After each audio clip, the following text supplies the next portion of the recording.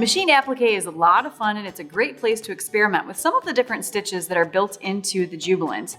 I have selected stitch number 24, and this is a very, very small blanket stitch. It stitches a 2.5 length and a 2.5 width, so it makes for a very delicate applique stitch. There are a lot of really nice accessories available for the Jubilant, and one of those is an open toe foot, and I love working with an open toe foot when I'm doing applique because it allows me to really see the edges of my fabric as I stitch. So I'm going to center my fabric underneath of the foot so that the edge of my applique fabric is right in the center of the presser foot. And I happen to know that this applique stitch stitches a straight edge on the side and then it bites into the left. So I'm in the correct direction for my applique stitching. Now before I begin, I want to make sure that I turn on my tie-off feature so that it will lock in my stitch as I begin. So 3 little stitches. And now it's going to stitch a stitch forward and a stitch to the side. And I'm simply going to pivot right around the edges of my circular applique piece. Now, if you are new to applique stitching, take your time. Stitch slowly and just follow the edge of that shape until you really get into a rhythm.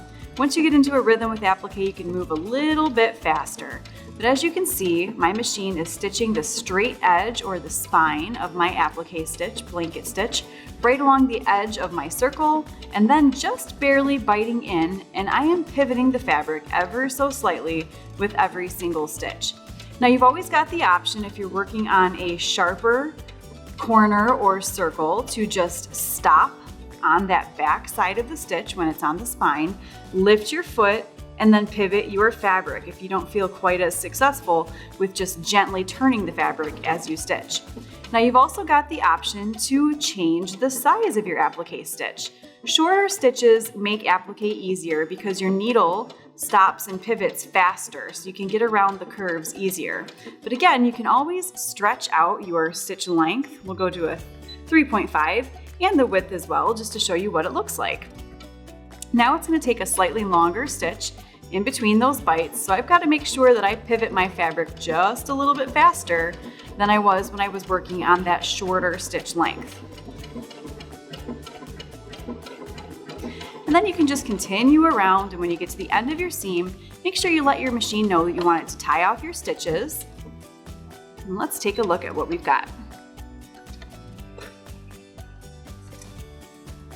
So here you can see on this first portion, I have that very small blanket stitch, and on the second portion, my larger stitch.